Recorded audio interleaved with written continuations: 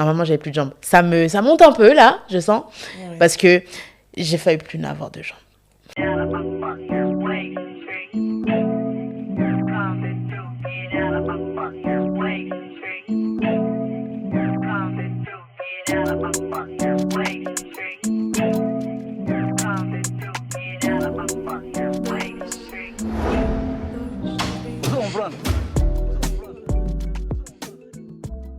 Hello, hello, on se retrouve pour un nouvel épisode du MEF. Je suis très contente de vous retrouver aujourd'hui parce que c'est un épisode significatif. On se retrouve pour la deuxième partie sur la dépendance affective avec Shaina. Ouais. Comment ça va depuis ? C'est vrai que ça fait un moment. Ça va très très bien. Je suis enfin tranquille. J'ai obtenu ma licence. Félicitations. Voilà. Licence en psychologie clinique, psychopathologie. Du coup, là, c'est pas encore fini, mais j'ai déjà atteint la première étape. Oui, mais on peut quand même se tourner vers toi si on a besoin d'une petite séance. Si vous le souhaitez. En tout cas, je suis très très contente de te voir aujourd'hui. Est-ce que tu as eu des retours de notre première partie, justement ? Oui. Les gens étaient très satisfaits et il y en a qui ont beaucoup appris sur eux concernant cet épisode-là. Ils ont été un peu fâchés.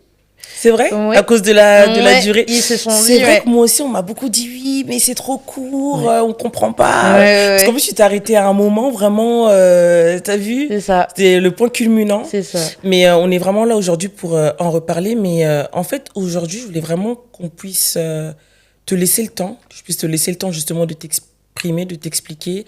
Oui. Je sais que tu nous as dit quand même pas mal de petites choses la dernière fois. Tu nous as parlé des causes chez toi de la dépendance affective, de ce qui a donné naissance justement à ce trouble, comment on appelle ça, trouble psychologique. On va dire un trouble psychologique. Oui, voilà, de ce qui a donné naissance à ce trouble chez toi.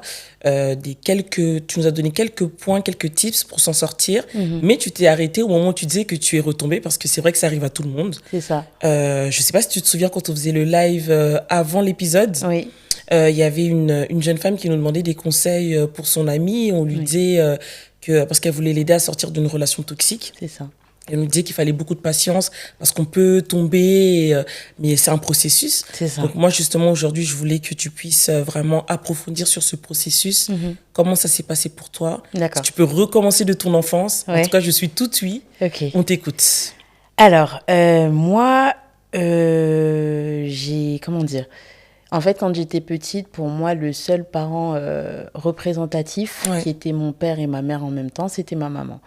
Mon père était présent sans vraiment être présent. Okay. Donc, je pouvais le voir et j'étais très, très, très contente de le voir. Et après, il disparaissait d'un coup. Donc là, en fait, pour moi... En fait, tout était... Ça te perturbait. Voilà, ça me perturbait beaucoup. Du coup, je comptais énormément sur ma maman. Et il n'y avait que, en fait, l'éducation de ma maman, malgré que mon père, en fait, faisait quand même cet effort-là d'être présent à sa manière. Ouais. Mais pour un enfant, ce n'était pas assez. Du coup, en fait, j'ai grandi, en fait, dans ce schéma-là, jusqu'au jour où ma mère, a rencontré, du coup... mon beau-père, que je considère comme mon papa, mais c'est mon père. Voilà. Donc, en fait, les choses se sont reconstruites, on va dire. Mais il y avait toujours ce vide-là parce que, en fait, mon père n'était pas là, en fait, à mes premiers âges, on va dire. D'accord. Donc, c'était un peu perturbant. Et en fait, j'ai avancé, en fait, dans ce schéma-là, encore une fois, en ayant quand même un papa, une maman, mais en n'ayant pas cet amour-là que je devais avoir quand j'étais petite. D'accord. Alors, tu es en train de m'expliquer que l'absence de ton père sur les premières années de ta vie a créé un déséquilibre en toi qui n'a pas été totalement comblé par l'arrivée d'une figure masculine dans ta vie.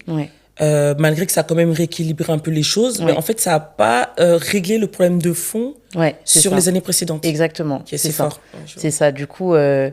c'était un peu compliqué des fois de me positionner, tu vois. Je comprends. Et c'est plus au collège, en fait, parce que en gros, moi, je suis née dans le 92, mais du coup, on a déménagé dans le 93. Ensuite, on a déménagé en Belgique. Et du coup, on est revenu ici. Et en fait, on m'a affecté, l'académie en fait, de Paris m'a affecté dans un collège parce qu'ils pensaient que je parlais pas français. Bon, après, quand ils ont vu que...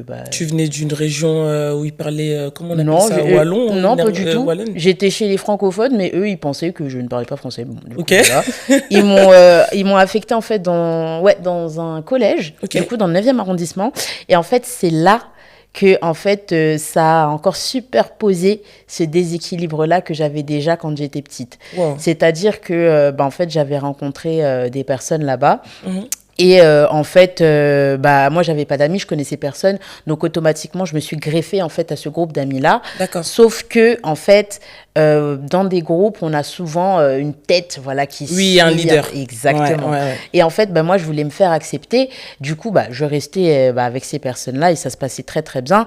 Mais des fois, il y avait quelques petites choses que je remarquais, en fait, qui faisaient que j'essayais de plaire en fait à ces personnes-là pour me faire accepter.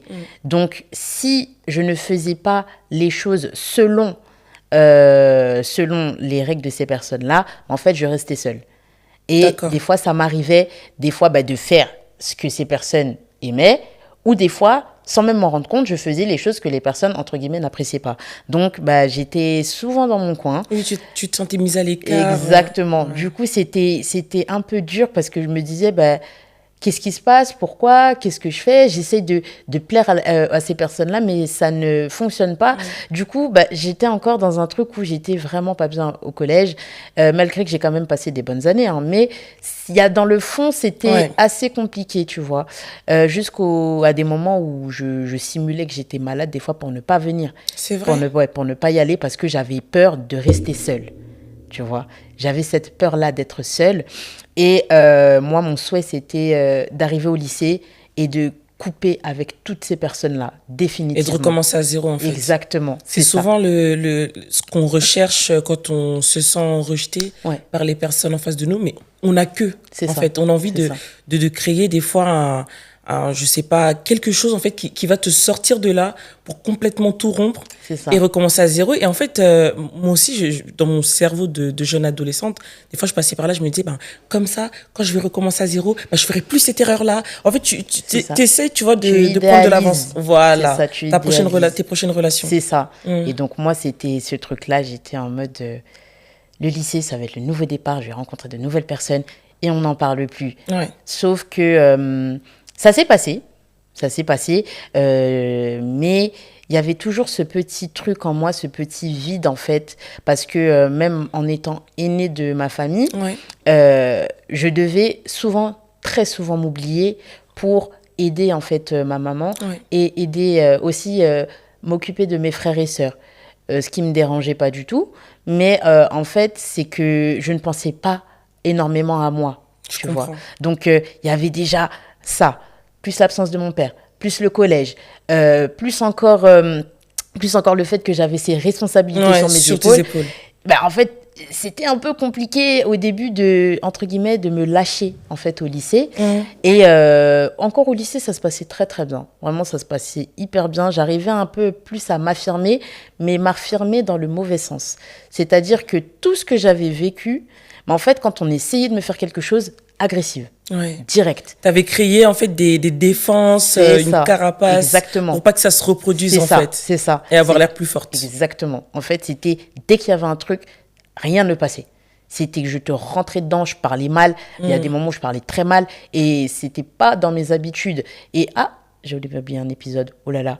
On remonte en arrière pendant ma scolarité en Belgique. Ok. Voilà. Quand j'étais en primaire en Belgique, parce que c'est ça aussi qui m'a choquée, c'est que je me faisais harceler. Je me faisais harceler parce que j'étais, entre guillemets, très petite, déjà pour mon âge. D'accord. J'étais petite de taille, parce qu'aujourd'hui je suis petite de taille, mais j'étais vraiment petite, une petite crevette. T'as des talons, j'ai pas remarqué que t'étais petite. Mais j'étais vraiment une petite crevette. Okay. Et encore une fois, groupe, leader, suiveur. Et moi, en fait, à ce moment-là, je n'aimais pas ça. Donc moi, je m'opposais, en fait, à cette personne-là. Et... on n'a pas arrêté de m'harceler jusqu'à un jour où on m'a fait un guet-apens et on m'a frappée. En primaire? Ouais. On m'a frappé, ouais. Et c'est une personne qui est venue me défendre et je suis encore en contact avec elle, qui a pris son courage à deux mains et qui est venue m'aider. Et C'est horrible. ouais. Mais t'avais quel âge? Mais en primaire, on n'a pas plus de 10 ans. Ouais, ouais. Mais je sais Quel pas. monde? Ouais. En fait, je sais pas en fait comment ça se faisait en fait. Et même non, carrément, c'était même pas une, c'était deux personnes. Et la deuxième personne, c'était l'amie de cette leader en question, Ouais. Qui se retournait contre elle. qui a dit non, c'est pas possible. Et c'était des trucs très mesquins. Ouais, on joue à la bagarre. Oui, ouais. Et ils ont profité en C'est fait ça. pour. Et ouais, je vois. fille comme garçon, hein. Fille comme garçon, ça y allait, hein. Ça y allait. C'était très très dur déjà de dire ça et je l'avais jamais dit à maman. Parce que j'avais pas peur de sa réaction, mais je me disais, pourquoi, à quoi ça va servir en fait de lui dire, alors que j'aurais dû lui dire, tu vois. Oui. Et bon. Mais ça, c'est un peu le truc de l'aîné. Ouais. De pas dire quand ça va pas Ouais. parce que justement t'es un peu là pour protéger les autres. Exactement. Tu peux pas toi aussi rapporter des problèmes. C'est ça. Ouais, c'est compliqué. C'est ça. Du coup, c'était très très compliqué. Du coup, voilà. Là, on a parlé de l'épisode de primaire, on a parlé de l'épisode du collège, du lycée. Ouais, c'est bon. Ouais, Là, on est au lycée, l'agressivité, C'est ça. la carapace. C'est ça, Ouais. exactement. Du coup, j'ai beaucoup, en fait, fait mes années dans cette carapace, en fait. Et c'est après le lycée que là, en fait, pour moi, j'étais une personne, malgré que j'avais cette agressivité, j'étais joviale, je m'occupais voilà, de mes frères et sœurs, je sortais avec mes amis. Enfin, j'avais une vie, entre guillemets, on va dire, paisible et normale. Et jusqu'à mes 18 ans, voilà, mes 18 ans, j'ai commencé à travailler. Gagner de l'argent, voilà, je m'amusais et tout. Et en fait, c'est là que j'ai commencé à me découvrir et à voir toutes mes vulnérabilités en tant que jeune fille qui commence à devenir une femme. Okay. Voilà. Et moi, j'avais jamais eu de copain de ma vie. Jusqu'à 18 ans, du coup? Ouais, jamais eu de copain de ma vie. Du coup, je savais pas c'était quoi un bisou. Ouais, je vois. Vraiment, rien du tout. Ouais. Du coup, je me disais... T'étais dans ton monde. C'est ça. Je me disais... Est-ce que j'ai un problème? Est-ce qu'il y a un truc qui est bizarre? Parce que même quand, au lycée, je parlais avec un garçon, on me laissait du jour au lendemain, on ne me parlait plus, voilà, ou bien un garçon avait déjà une copine. Donc j'étais très blessée déjà aussi par rapport à ça. Par rapport à toute cette forme de rejet que tu as vécu du sexe opposé. Exactement. Aussi. Du coup, j'ai rencontré en fait cette personne-là. Et en fait... pour moi, je ne connaissais rien à l'amour, donc moi, c'était un terrain inconnu, mais je me suis dit, bon... Quand tu dis cette personne-là, donc tu as rencontré un jeune homme à cette époque-là avec qui tu t'es mis en couple? Pour moi, je l'étais. D'accord. Mais pour cette personne, ce n'était pas ça. J'étais une parmi tant d'autres. D'accord. Et là, tu avais quel âge? Tu avais 18 ans. Voilà. Mais donc, ça, je le savais pas. Pour toi, 18 ans, tu rencontrais enfin l'amour, quelqu'un qui s'intéressait à toi jusqu'au bout, si je puis dire. C'est ça, exactement. Tu n'as pas rejeté. C'est ça. Sauf que, c'était pas vraiment réciproque. C'est ça. En fait, c'est que cette personne-là était d'abord mon amie. D'accord. Du coup, en fait, pour moi, j'avais pas cette pensée-là jusqu'au moment, en fait, cette personne, en fait, me faisait des appels de phare. Ok. Que je comprenais, mais je voulais pas vraiment comprendre. Et c'est à mes 19 ans, en fait, que là, en fait, on a commencé à partir dans quelque chose d'autre que l'amitié. D'accord, vous êtes sortis de la friendzone. C'est ça, exactement. Et en fait, à partir de là, moi, j'ai commencé à m'ouvrir parce que j'étais très fermée, très, très fermée. Et j'ai commencé à m'ouvrir, mais je n'avais pas d'équilibre. C'est-à-dire que soit j'étais très fermée, soit j'étais trop ouverte. Oui, je vois. Et là, en fait... toute ma confiance, vraiment tout. En fait, j'ai tout donné comme ça d'un coup, sans connaître en fait les antécédents de cette personne-là, tu vois. Et en fait, c'est au cours des années que j'ai commencé en fait à voir en fait que cette personne-là, déjà, pour elle, n'avait pas cette confiance en lui. D'accord. Et en fait, elle me projetait tout ce que cette personne, en fait, tout ce que lui avait, en fait, il me le projetait. De négatif surtout. C'est ça, de très négatif. Ouais. Donc, moi, vu que je me sentais beaucoup rejetée, toutes les miettes qu'il me donnait, Oui, je prenais. et en fait, vu que c'était des miettes et que tu connaissais pas autre chose aussi, pour C'est toi, ça. c'était ça l'amour. C'était normal parce Ouais. que j'avais pas déjà un schéma sain Oui, de base de l'amour. Donc pour moi, c'était complètement normal qu'il me jette des miettes et moi je les prends. ouais. Ouais, c'est un peu dur ce que je dis, mais c'était Non, clairement mais ça. c'est vraiment C'était l'image, ça. C'est ça. malheureusement, quand on traverse justement, tu vois, cette phase dans la dépendance affective, Oui, euh, c'est aussi un manque de connaissance, tu vois, de c'est ça. soi-même et de ce qu'est l'amour. Bah, la moindre forme d'affection, même minime, tu la prends, tu te jettes C'est ça, dessus. c'est Et ça. pour toi, justement, la personne, bah, elle est tout pour toi, en fait, au final. Exactement, exactement. Malheureusement. En fait, ça commençait à être progressif. Ça commençait à être progressif. Et c'est là que pour moi, en fait, ça devenait le centre, en fait, de tout. Ouais. Le centre de tout. Je commençais même à changer ma mentalité pour le plaire à lui. Oui. Parce que certaines choses, en fait, il n'appréciait pas. Donc, j'essayais, moi, de moins, entre guillemets, m'imposer, d'imposer mes limites Ouais. pour que cette personne soit à l'aise. Et de lui laisser plus d'espace. Exactement. Au détriment de moi, de ma propre paix, parce que pour moi, c'était s'il me laissait, tout allait être, voilà. Ouais. Il y aura plus de stabilité. Oui, tu n'aurais plus de repères. Exactement. En fait, sans le savoir, tu avais peur de revivre un peu ce que tu vivais avec ton père dans l'enfance. C'est tu ça, vois. c'est ça. C'est la peur de l'abandon. C'est ça, exactement. J'avais peur d'être abandonnée par lui. Du coup, je m'isolais beaucoup pour, entre guillemets, être hyper disponible pour cette personne. Mais quand je te dis disponible, c'était disponible. Quelle que soit l'heure, quel que soit le montant financier, parce que oui, dedans, D'accord. il y avait des finances. Donc, en fait, tout.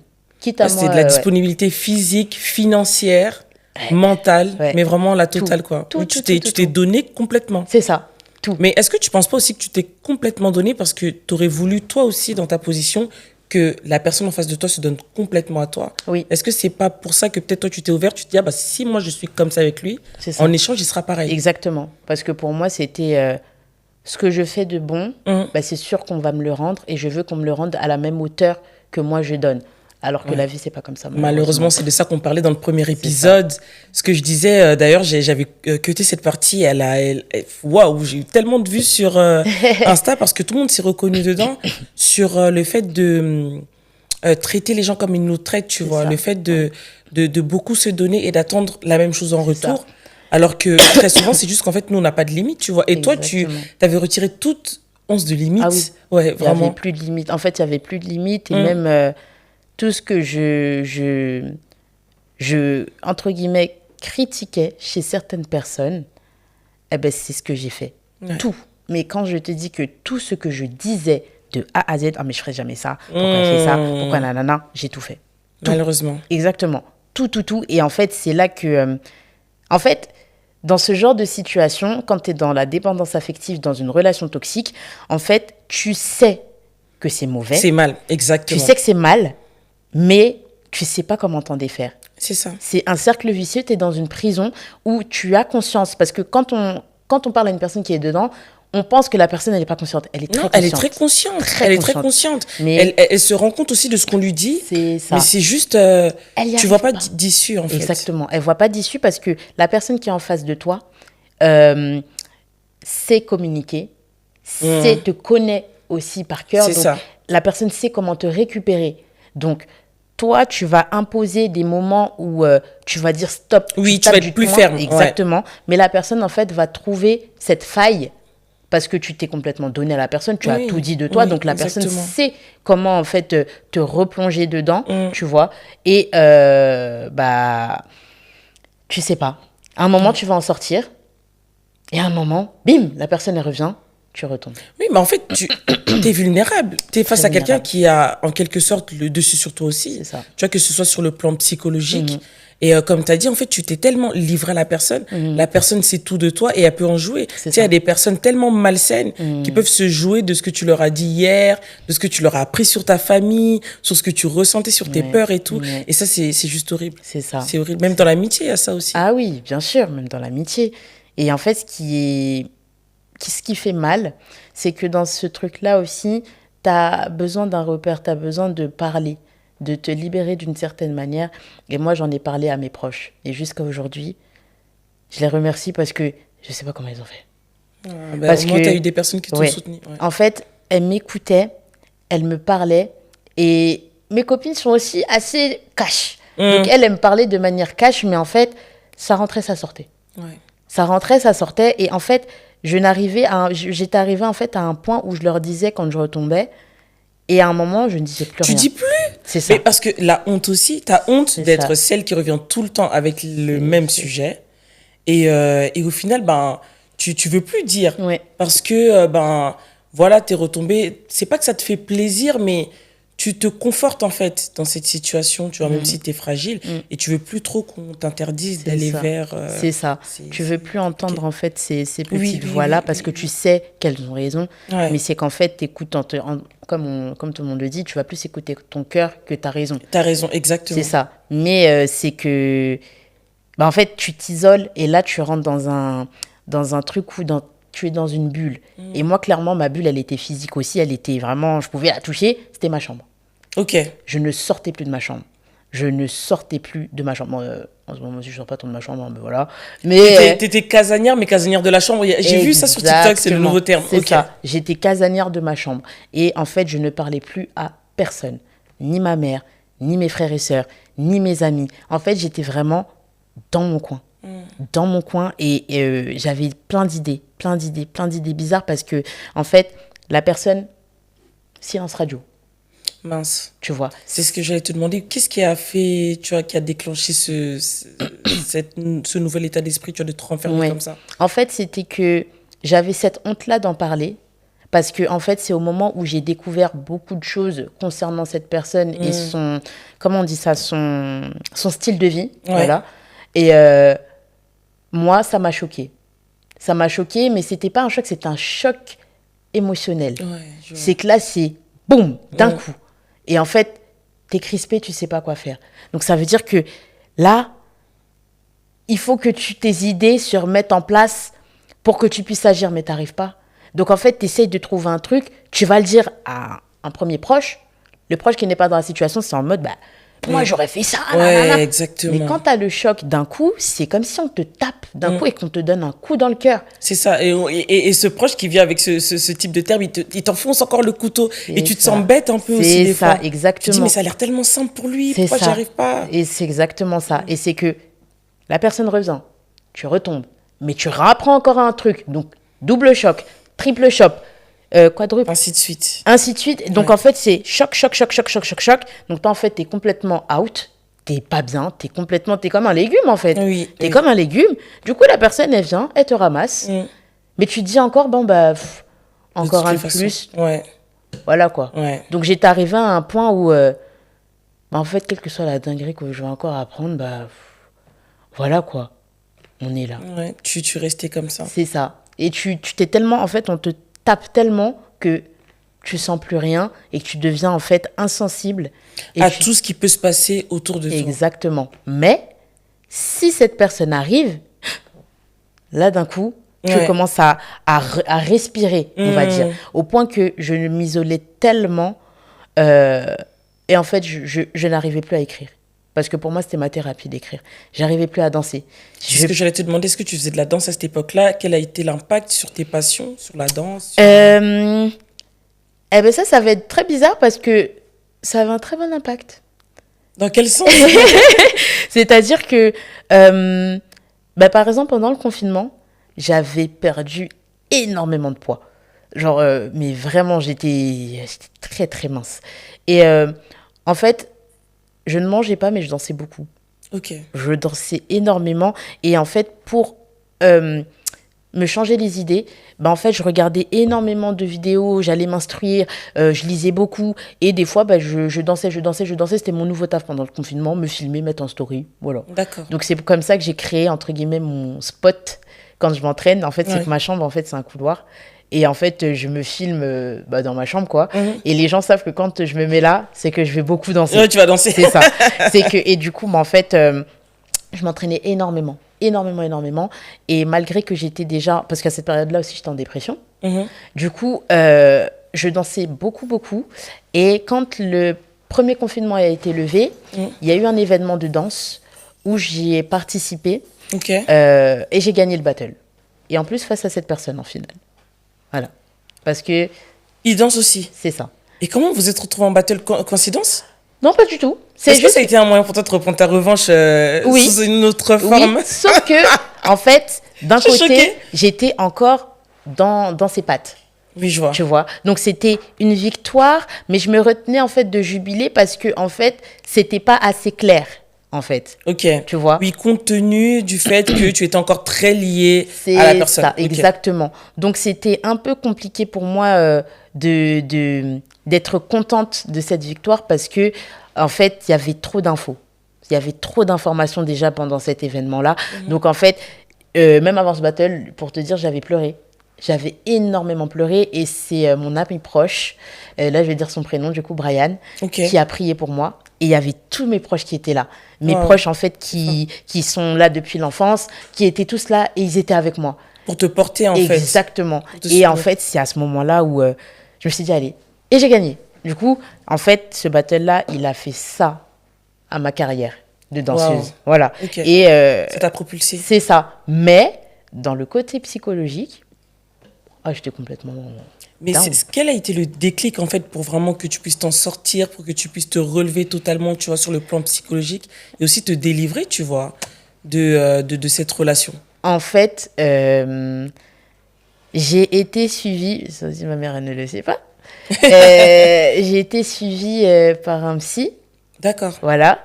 Et en fait, il y a un événement tragique qui m'est arrivé personnellement. Qui m'a complètement en fait brisée. Mais brisée au point que j'arrivais même pas à manger toute seule. C'est une amie à moi qui est venue chez moi qui m'a fait manger parce que c'était pas possible. C'était pas possible pour moi de ne serait-ce que même prendre quelque chose à manger. Et je sentais que j'allais encore retomber. Oui, dans la dépression. Justement, oui, parce que t'étais déjà mal et en fait, c'est ça. Ce qui m'a sauvée, en fait, c'est vraiment lui envoyer un message à ma copine parce que mes autres proches travaillaient. Et elle est venue et on a parlé, elle était là chez moi. Et en fait, j'allais mieux et ça m'a quand même sorti de cette rechute. Tu vois. Et en fait, c'est que cette personne est revenue, encore une fois. D'accord. J'ai failli retomber. Et en fait, là, quand j'ai encore appris une énième chose... C'est la fois de trop? Ouais. Là, c'était vraiment la fois de trop. Et non, c'était pas la fois de trop, tiens. Non, c'était pas la fois de trop. C'était l'avant-dernière? Je pensais que c'était la fois de trop. Et en fait, cette personne, encore une fois, est revenue. Et c'est là que... Ça a duré combien d'années? 2 ans. Ouais, 2 ans. Ok, c'était assez dynamique du coup. C'était vraiment des allées et venues. C'est ça. C'était je viens, je pars, je viens, je pars. Et en fait, ce qui est marrant, c'était vraiment le même schéma que mon père. C'est que mon père, il venait, il partait, il venait, il partait, il venait, il partait. Donc j'ai attiré en fait cette même chose dans ma vie. Tu vois. Et en fait, la énième fois, j'ai tapé du poing, j'ai dit non, je peux plus. Et pendant ce temps-là, tu étais suivie par un psy, c'est ça? C'est ça. Et en fait, cette personne m'a aussi aidée parce qu'il m'a ghosté. Ah oui, ouais. C'est ça. Mais des fois, en fait, la nature fait bien les choses, Dieu fait bien les choses dans le sens où quand toi, tu n'arrives vraiment pas à te détacher, en fait, c'est la personne en face de toi qui, tout d'un coup, on ne sait pas pourquoi, exactement. il s'en va. Et c'est vrai que ça peut être choquant, mais au moins, c'est un chemin de délivrance pour toi parce que tu peux rien faire. Exactement. Tu peux rien faire. Et en fait, c'était très troublant pour moi parce que je me suis dit, Shaina, c'est la fin. En fait, c'est comme de la drogue. Tu te dis, à ce moment-là, ça te fait du bien. Mais en fait, tu sais que c'est pas bien. Ouais. Et du coup, tu dois être en sevrage.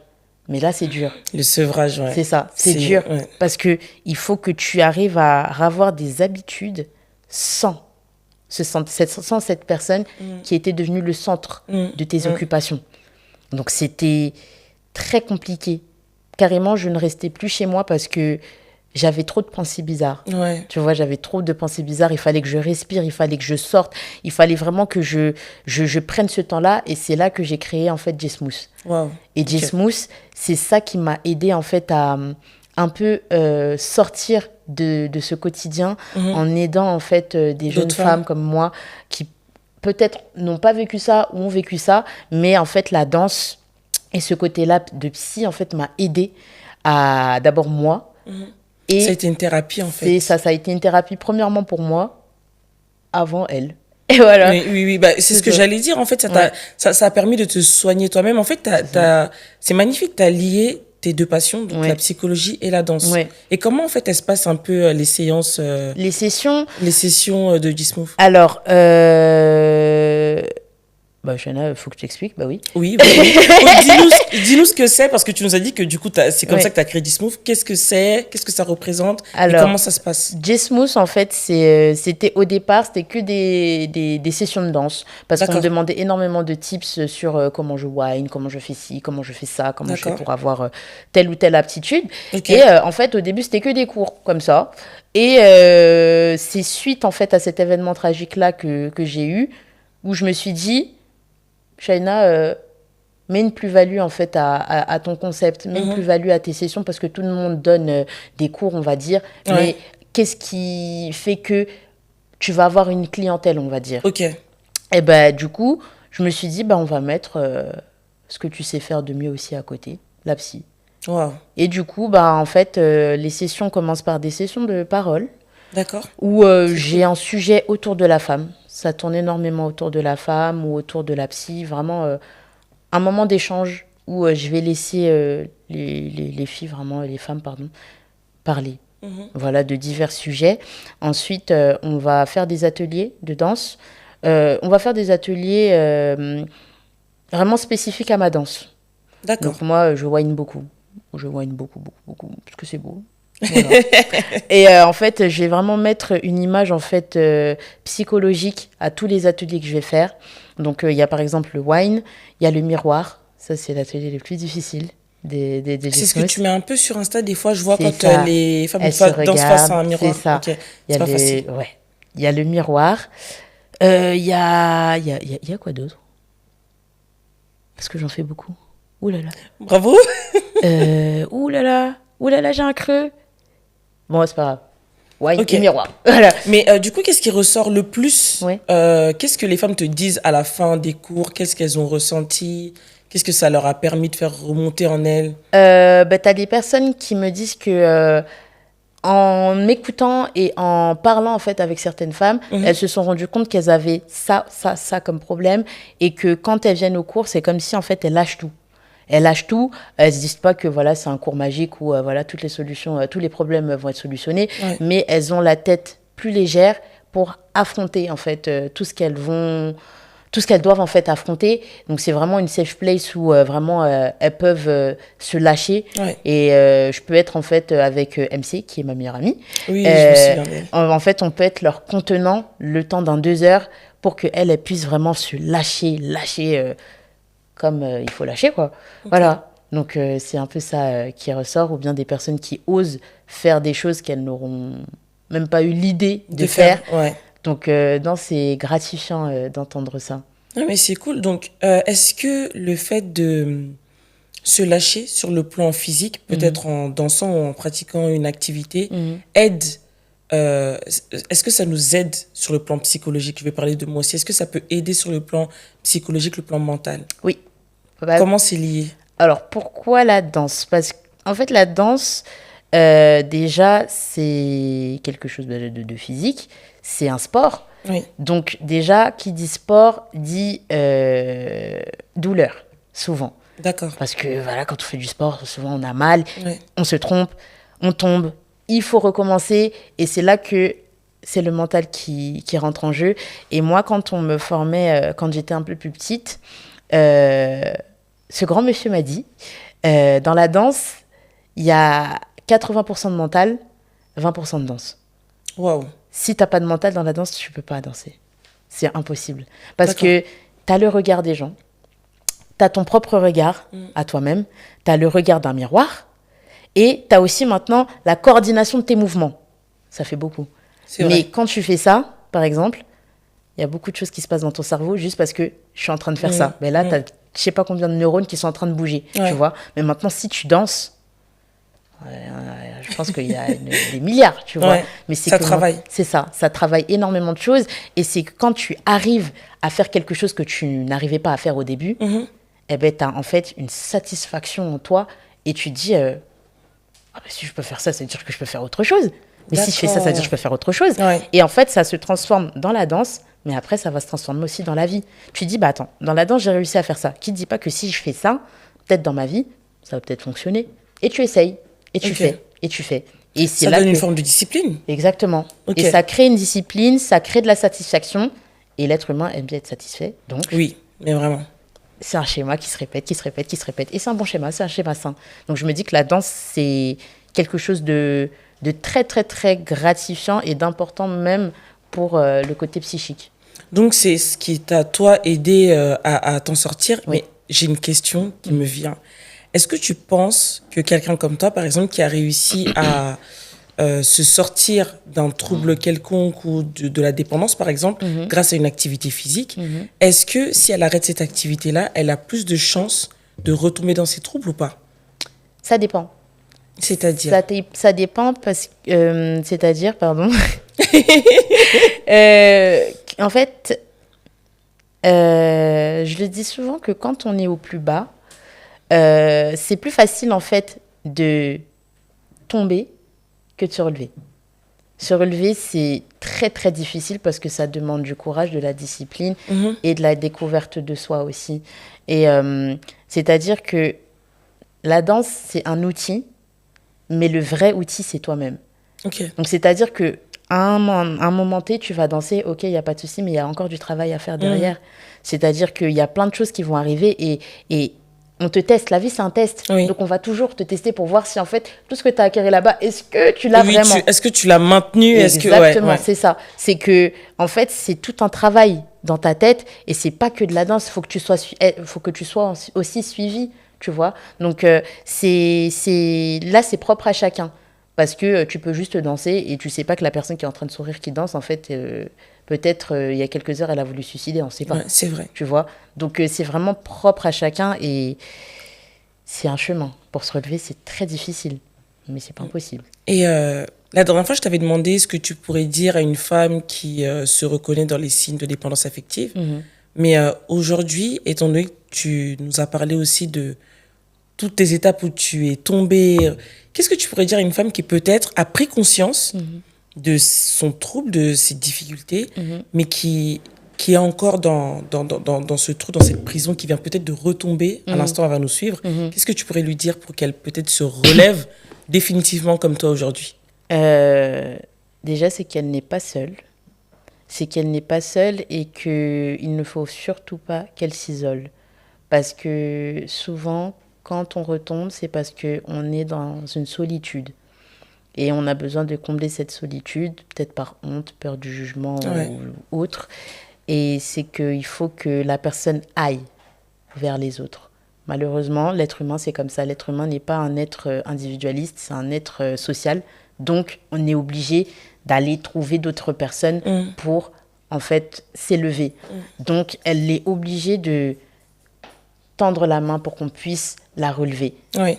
Parce que souvent, tu as des personnes qui pensent qu'elles vont, entre guillemets, guérir comme ça, juste en croisant les doigts et en étant comme ça. Non, c'est que, par exemple, une personne qui va voir un psychologue, c'est pas le psychologue qui toque à sa porte et qui lui dit oui. Non. C'est à toi de prendre ton rendez-vous, c'est à toi d'aller sur Doctolib, tu mets ton truc et tu y vas. C'est de la même manière aussi. Tu dois aller taper à la porte pour te sauver. Maintenant, est-ce que tu as envie? C'est ça. C'est ça. Des fois, c'est ça le problème.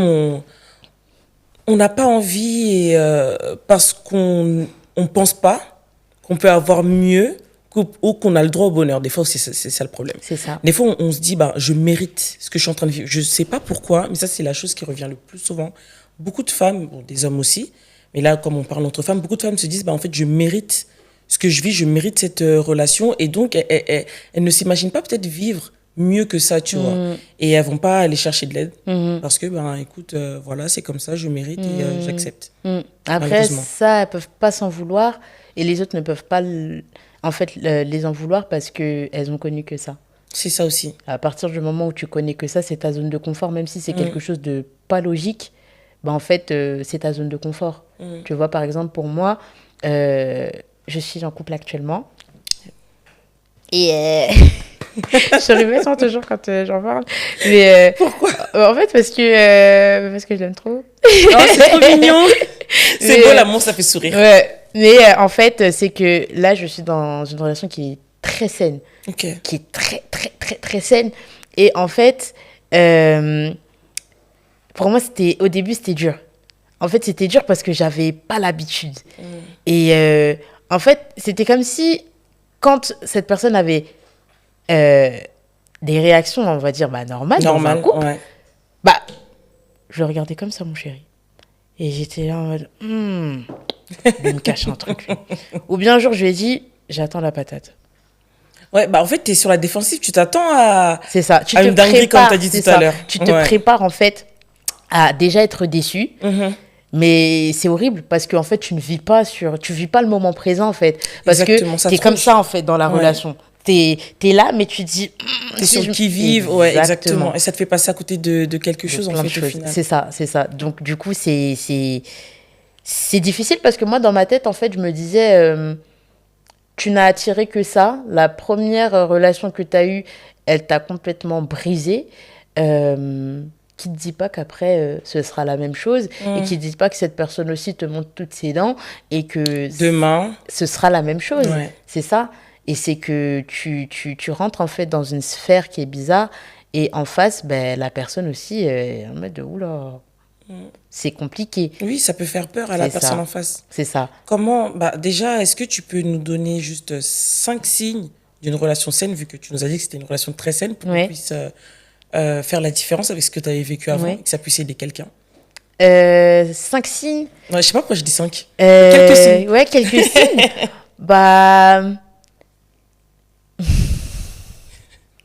Je dirais déjà la compréhension. Ok.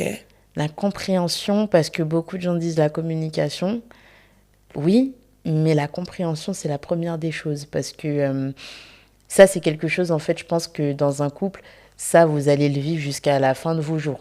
Donc, si, par exemple, vous parlez et que l'autre, il ne comprend pas ce que tu dis, il y a un souci. Ouais. Déjà ça, la complicité, c'est-à-dire que voilà, pas faire que des choses d'amoureux, quoi. Leur faire plein d'autres choses, découvrir plein d'autres choses et surtout que chacun aussi ait sa place, que chacun s'élève aussi. Parce que c'est grâce à lui aussi maintenant que j'ai plein d'accomplissements parce qu'il m'a beaucoup poussé. Super. Voilà, du coup, je pense que c'est aussi s'élever et voir en fait si vous arrivez à avancer et si vous avez aussi la même vision. Aussi, je pense que c'est ça aussi qui est très important et voir en fait si toi quand tu rentres chez toi tu dors en paix. Wow, aussi. ok.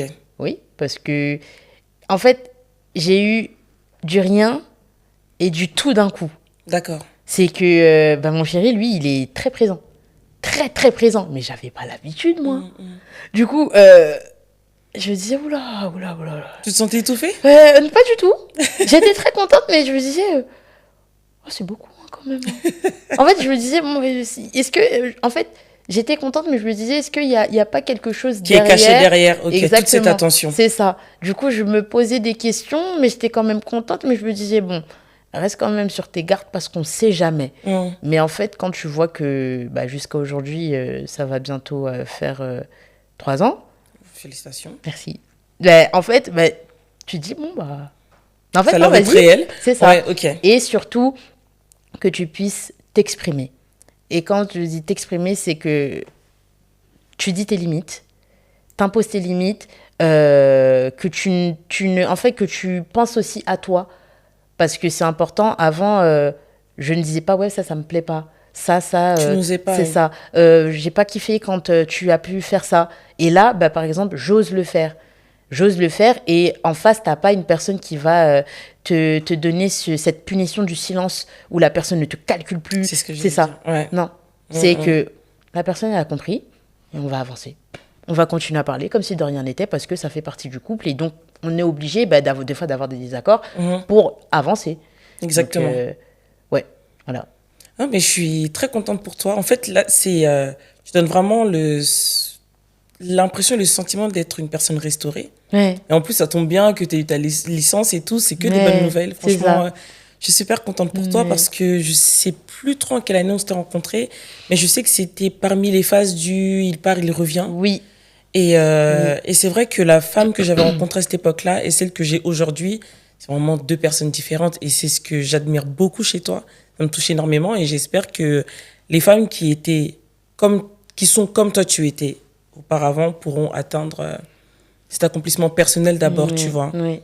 Et il faut surtout se connaître et aller des fois au plus profond parce que toutes ces choses-là, ça vient de quelque part. Même si on se dit que non, ça vient de quelque part, c'est pas d'un coup. Parce qu'il y a certaines personnes qui disent bah, j'attire que ça. Même si j'attire que ça. C'est un travail, hein, il faut encore aller et aller et aller. Et souvent, il y a des personnes qui se disent bah, pourquoi c'est à moi de travailler alors que c'est les autres qui m'ont fait du mal? Ça aussi. Parce que c'est les autres. Ils sont pas toi. Exactement. Donc tu es obligé de malheureusement travailler sur toi. C'est exactement. Ça. Et ce que je dis très souvent à mes sessions, c'est que tu n'es pas responsable de ce que les autres peuvent te faire, mais tu es responsable en fait de comment tu vas accueillir la chose. Si tu vas mettre une limite ou pas, c'est là que toi tu deviens responsable. Exactement. C'est ça. Et de l'impact que tu donnes en fait, que tu laisses la chose avoir sur toi-même, tu vois. Oui. Sur toi, sur tous les plans. C'est ça, c'est très très très important parce que même ça, hein, le changement physique après ces choses-là, parce que c'est clairement un choc et un traumatisme. Et je pense que le traumatisme, moi, il est jusqu'à aujourd'hui parce que 2018, 2019, on est en 2024, j'ai pris que 1 kilo. Ok. Tu vois, je n'arrive pas. Bah tant mieux, il y a des femmes qui essaient de perdre du poids et ça, tout. Tant mieux, mais c'est que, en fait, je me dis, ah ouais, ça m'a vraiment fait quelque chose parce que ça a été un choc physique. C'est ça, malgré que j'essaye, hein, des fois, naturellement, bien sûr. Tu n'as pas réussi à récupérer tes kilos perdus. Non. Et j'ai dû, du coup, accepter ce nouveau corps. Ouais. Parce que nos mamans aiment bien le rappeler.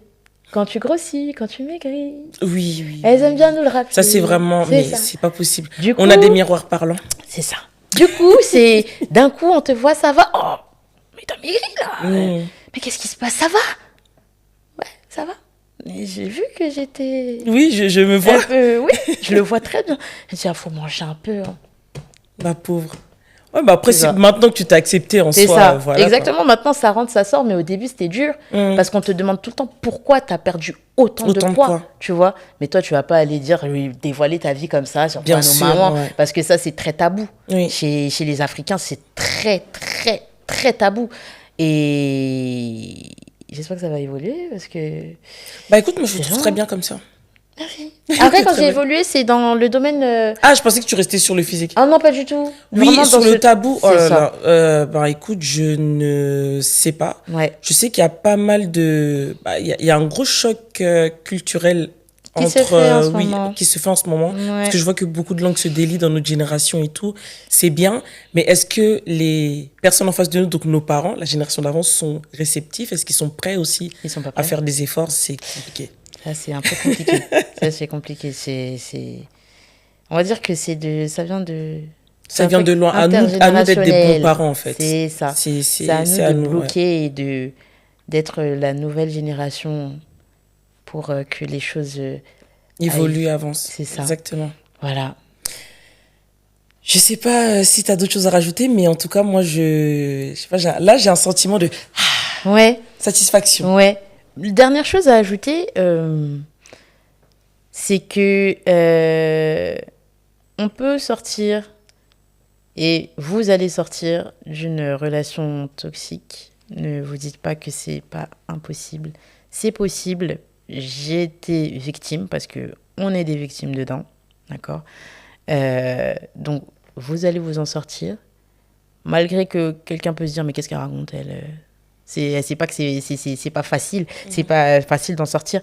C'est pas facile, mais c'est possible. Et même s'il y a des rechutes, dans tous les cas, vous avez fait un pas.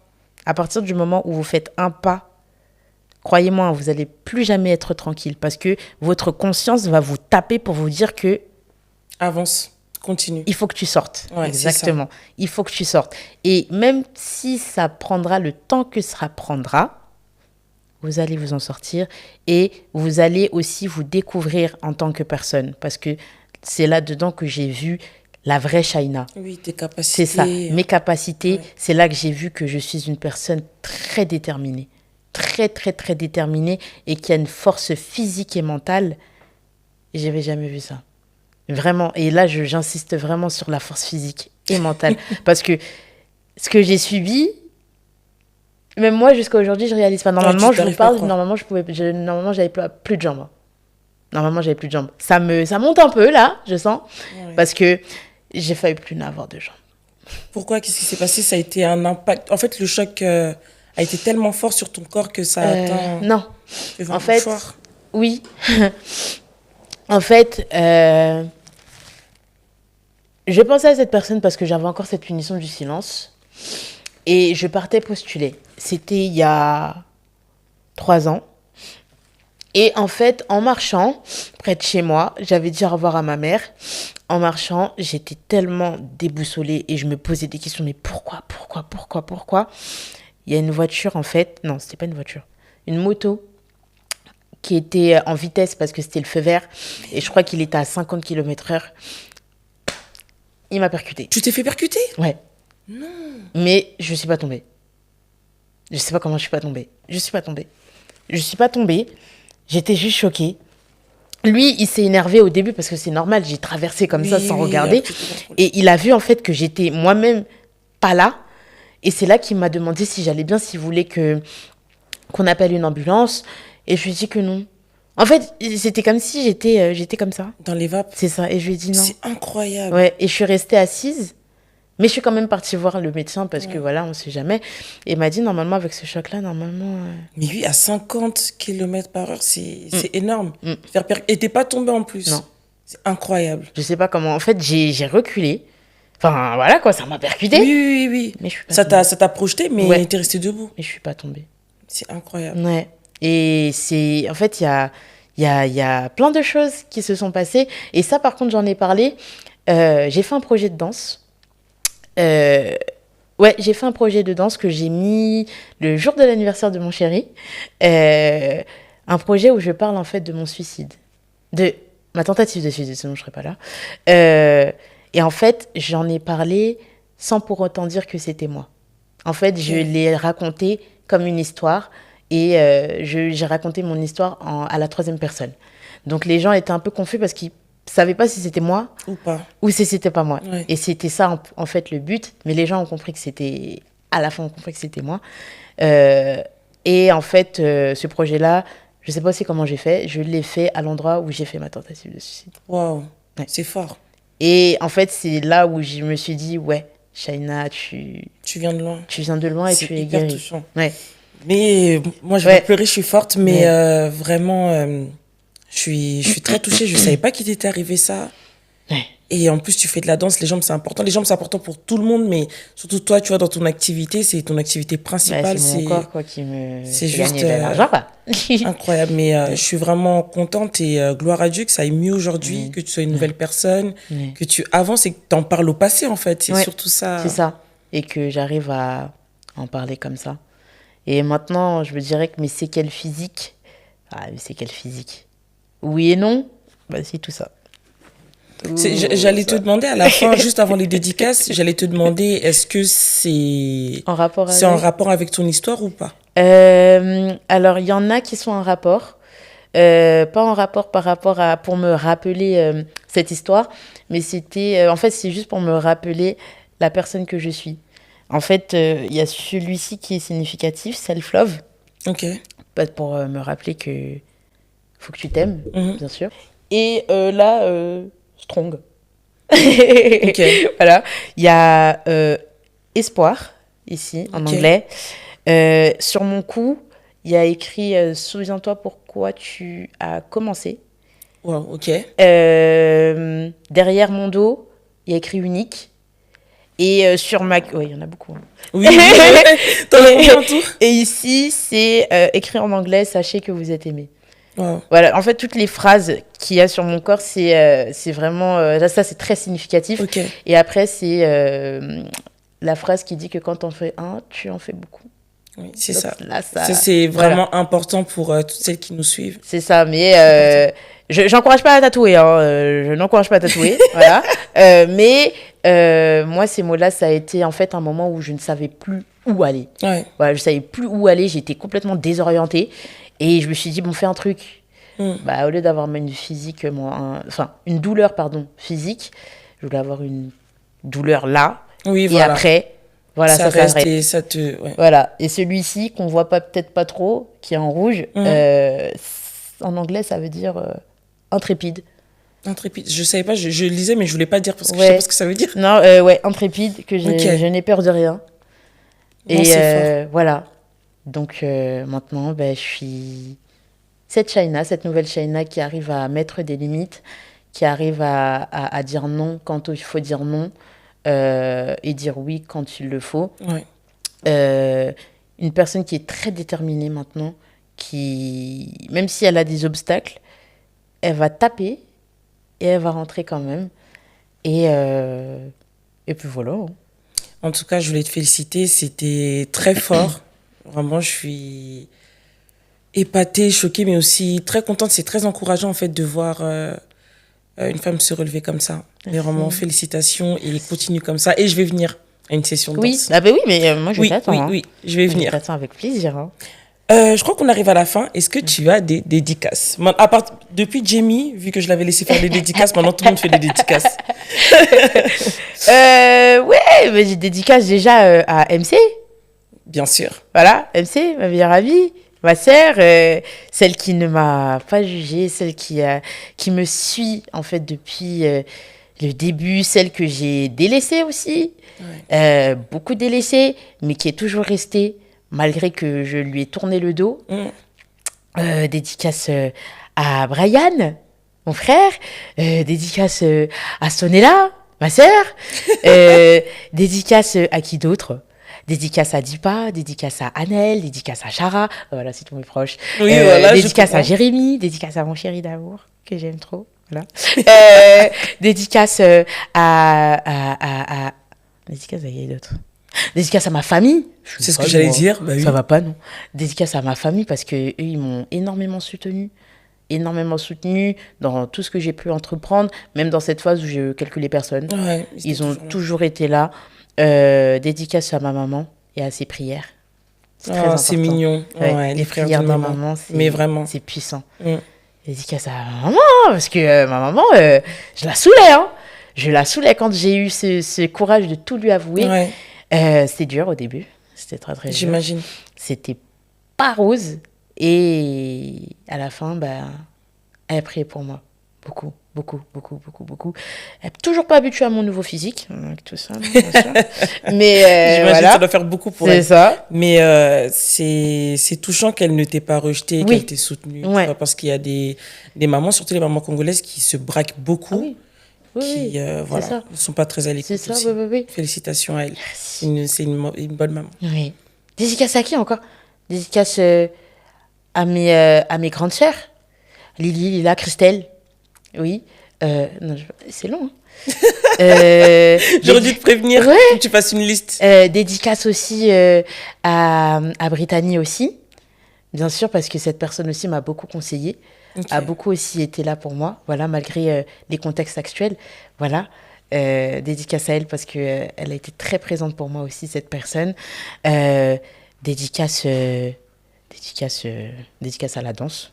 Ouais, dédicace à la danse parce que sans la danse, franchement, je serais pas là. Voilà.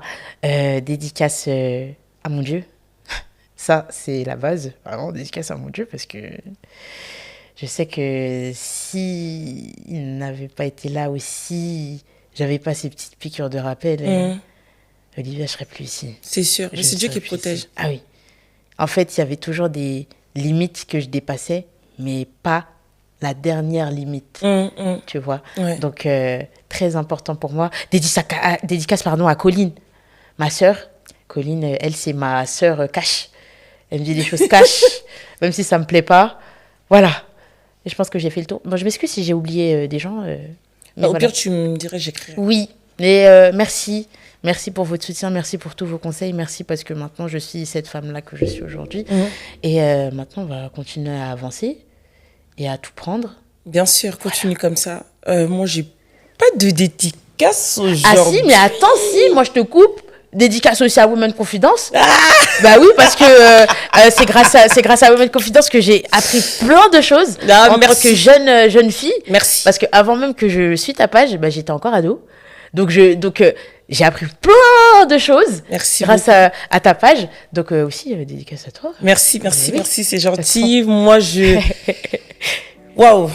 Aujourd'hui, je voulais faire beaucoup de dédicaces, mais en fait, cet épisode, il était tellement, c'était dense sur le plan émotionnel que j'ai pas beaucoup de dédicaces, mais dédicaces au LFL Studio. Merci beaucoup. Surtout, ah oui. Love you so much, parce que franchement, là, ces derniers temps, je les ai un peu saoulés. J'étais malade, j'ai décalé la séance, mais franchement, c'était grave à l'écoute. Et merci beaucoup, que Dieu vous bénisse. Et dédicace à toutes celles qui ont suivi l'épisode.